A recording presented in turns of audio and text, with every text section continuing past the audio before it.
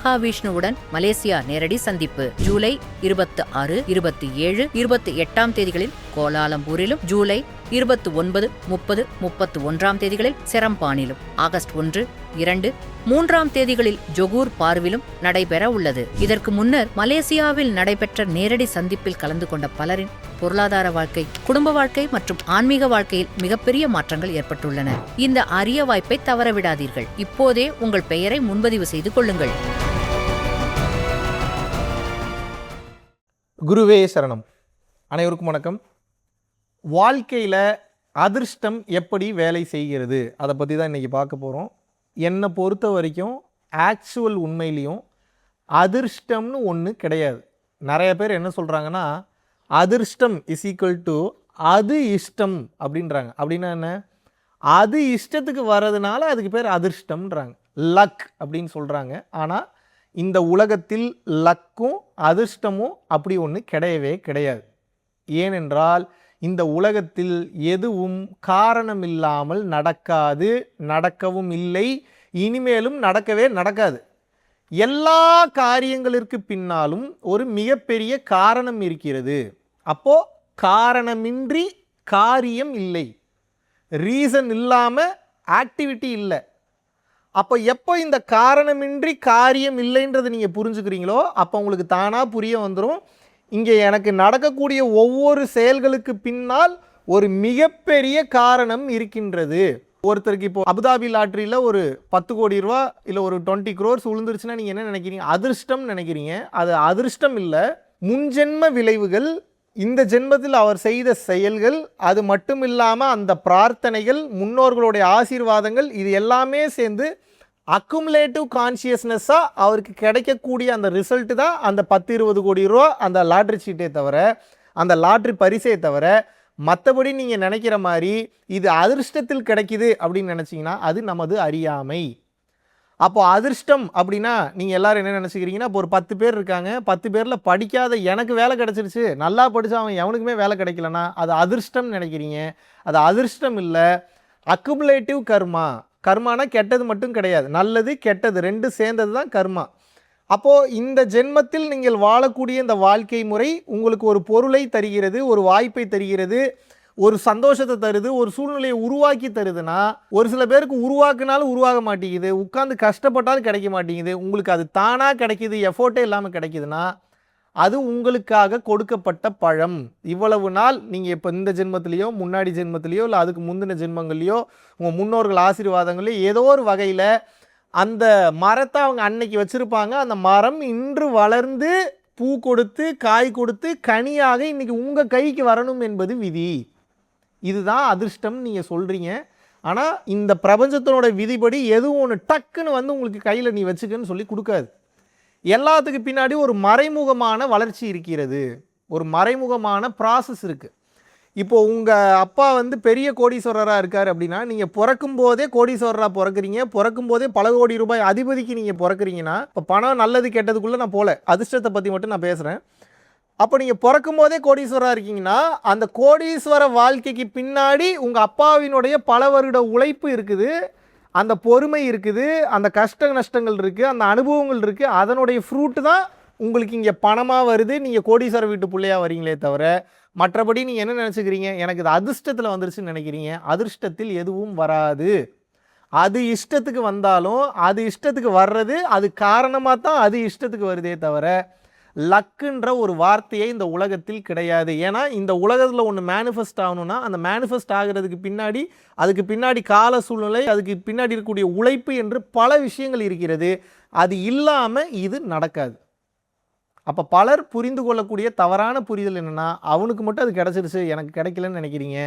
அவன் அதற்கு தயாராகி விட்டான், அதற்கான உழைப்பை அவன் முன்னாடியே போட்டிருக்கான், ஏதோ ரூபத்தில் போட்டிருக்கான். அப்போ அந்த புண்ணிய பலனை அவன் அனுபவிக்கிறதுக்கு தயாராகிட்டான். எனக்கு அது நடக்கலையே, நான் இவ்வளோ தூரம் உழைக்கிறேனே, நானும் 3 வேளை சாமி கும்பிட்றேன், நானும் 3 வேளை குளிக்கிறேன், நானும் 3 வேளை பல் விளக்கிறேன், எனக்கு அந்த சாமி காட்சி கொடுக்கலையேனா அதற்கு உண்டான முயற்சியை சரியான முறையில் நீங்கள் எடுத்திருக்க மாட்டீர்கள். அப்போ அதிர்ஷ்டம் என்கின்ற ஒன்று உண்டான்னு கேட்டால் உண்டு, பேரு தான் அதிர்ஷ்டமே தவிர அதற்கு பின்னால் இருக்கக்கூடிய உழைப்பு உங்கள் கண்ணிற்கு தெரியவில்லை. இப்படித்தான் நீங்கள் எடுத்துக்கணும்.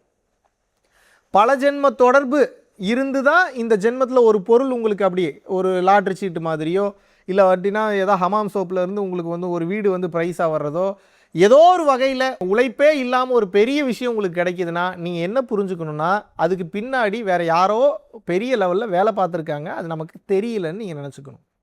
ஈவன் நீங்கள் இறைவன்கிட்டயே போய் பிரார்த்தனை பண்ணுறீங்க, குருமார்கள்கிட்டயே நீங்கள் போய் வேண்டுறீங்கன்னா கூட உங்களுடைய புண்ணிய பலன், உங்களோட பிராப்தம், உங்களுடைய சஞ்சித கர்மால ஏதாவது புண்ணியம் நீங்கள் வச்சுருந்தீங்கன்னா அந்த புண்ணியத்தை எடுத்து தான் அவங்க வந்து அதை கன்வெர்ட் பண்ணி உங்களுக்கு பிளஸ்ஸிங்காக மெட்டீரியலாக மாற்றி கொடுப்பாங்களே தவிர நீங்கள் புண்ணியமே இல்லாதவனுக்கு நீங்கள் ஒரு பிளஸ்ஸிங் பண்ணிங்கன்னா நடப்பது மிகவும் கடினம். அப்போ உங்களுக்கு ஏதோ ஒரு நல்லது பண்ணணும்னா கூட நீங்கள் ஏதாவது கொஞ்சம் நஞ்ச புண்ணியம் பண்ணியிருந்தீங்கன்னா அதிலிருந்து எடுத்து உங்களுக்கு அதை எடுத்து பண்ண தெரியாது, அருளாளர்களுக்கு அது தெரியும். அப்போ நீங்கள் செய்த அந்த செயலினுடைய அந்த விளைவு ஒரு நல்ல குட்கர்மாவாக இருக்கும். அந்த குட்கர்மாவை கன்வெர்ட் பண்ணி உங்களுக்கு அந்த பலனை அனுபவிக்க கொடுப்பாங்க.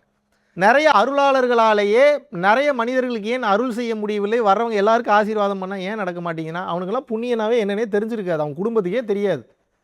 அப்போ புண்ணியம் பண்ணாதவனுக்கு அருள் செய்தாலும் நல்லா இருப்போன்னு சொன்னாலும் அந்த புண்ணியத்தை தான் அவங்க வந்து கன்வெர்ட் பண்ணி அதை பண்ண முடியுமே தவிர ஜீரோ லெவலில் ஒன்றுமே பண்ணாமல் ஒரு மோசமான ஒருவனுக்கு அருள் செய்ய முடியும்னா எப்படி செய்ய முடியும்னா உடனே ஒரு நன்மையை செய்ய முடியாது. அவன் இதுக்கப்புறம் நடக்கக்கூடிய பாதைகளை நல்ல பாதைகளாக அமைத்து தான் தர முடியுமே தவிர அந்த பாதையில் படார்னு ஒரு மரத்தை வர வச்சு ஒரு பழத்தை கொடுக்க முடியாது அவங்களால. இதை நீங்கள் புரிந்து கொள்ள வேண்டும். அப்போ அடிப்படை புரிதல் என்ன, அதிர்ஷ்டத்தை பற்றி நீங்கள்லாம் ஈஸியாக நினைக்கிற மாதிரி ஒரு பொருள் ஒருவனுக்கு சும்மா கிடைக்காது. ஒருத்தனுக்கு ஒன்று கிடைக்கிதுன்னா அதுக்கு பின்னாடி பெரிய கால்குலேஷன் இருக்கும். பிரபஞ்சம் தவறு செய்யாது, இதை புரிந்து கொள்ளுங்கள்.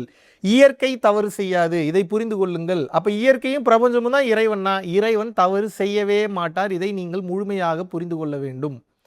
பொறாமை குணத்தை விட்டு நம்ம எப்படி வாழ்க்கையில் அடுத்த கட்டம் போகலாம், தகுதியை வளர்த்துக்கலாம், நம்ம எப்படி அதுக்கு எஃபோர்ட் போடலாம், எப்படி நிம்மதியாக இருக்கான்றது நீங்கள் ஃபோக்கஸ் பண்ணி போயிட்டே இருங்க. உங்களுக்கு வேண்டும் என்பது நிச்சயமாக கிடைக்கும். அதை விட்டு இவன் மட்டும் இப்படி இருக்கிறான், என்னால் இப்படி இருக்க முடியலன்னா நீங்கள் கடைசி வரைக்கும் உட்காந்து அழுதுகிட்டே இருக்க வேண்டியதான். இதை புரிந்து செயல்படுங்கள். இந்த உலகத்தில் அதிர்ஷ்டம் என்பது ஒன்று கிடையாது. ஒவ்வொரு அதிர்ஷ்டத்துக்கு பின்னாடியும் ஒவ்வொரு லக்குக்கு பின்னாடியும் ஒரு மிகப்பெரிய கண்ணுக்கு தெரியாத ஒரு சூட்சமமான ஒரு உழைப்பு இருக்குது. அதுக்கு பின்னாடி ஒரு பெரிய கால்குலேஷன் இருக்குது, ஒரு குவாண்டம் தியரி இருக்குது. அது மெட்டீரியலாக இவனுக்கு கன்வெர்ட் ஆகி மேனிஃபெஸ்ட் ஆகுது அப்படின்னா அதுக்கு பின்னாடி புண்ணிய கணக்குகள் இருக்கிறது என்பதை நன்றாக புரிந்து கொள்ளுங்கள். நன்றி, வணக்கம்.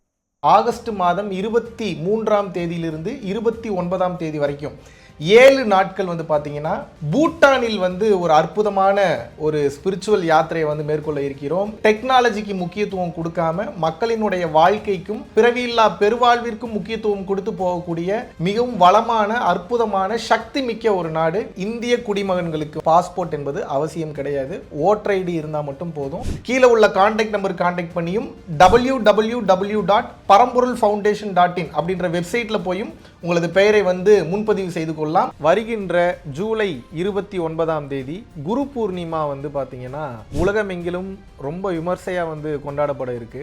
நார்மல் டைமில் நம்ம பண்ணுற அந்த சக்தியை விட பௌர்ணமி டைமில் 1000 மடங்கு அதிகப்படியான ரிட்டர்ன்ஸ் நமக்கு கிடைக்கும். பல குருமார்களுடைய மொத்த ஆற்றலும் மொத்தமாக வேலை செய்யக்கூடிய நாள் என்னன்னு வந்து பார்த்தீங்கன்னா குரு பூர்ணிமா, அதாவது குரு பௌர்ணமி. தாராளமாக ஆன்லைனில் வந்து நீங்கள் வந்து கலந்து கொள்ளலாம். ஸோ விருப்பப்படக்கூடிய நபர்கள் www.paramporulfoundation.in அப்படின்ற வெப்சைட் வந்து போனீங்கன்னா அதில் குரு பூர்ணிமா கிளாஸுக்கு உண்டான லிங்க் இருக்கும்.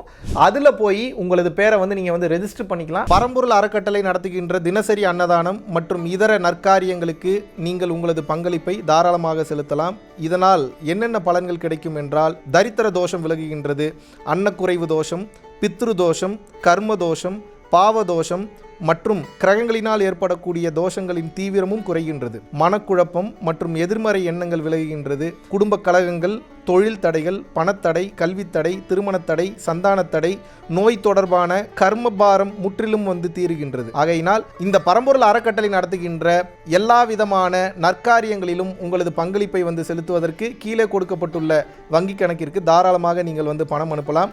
நன்றி, வணக்கம்.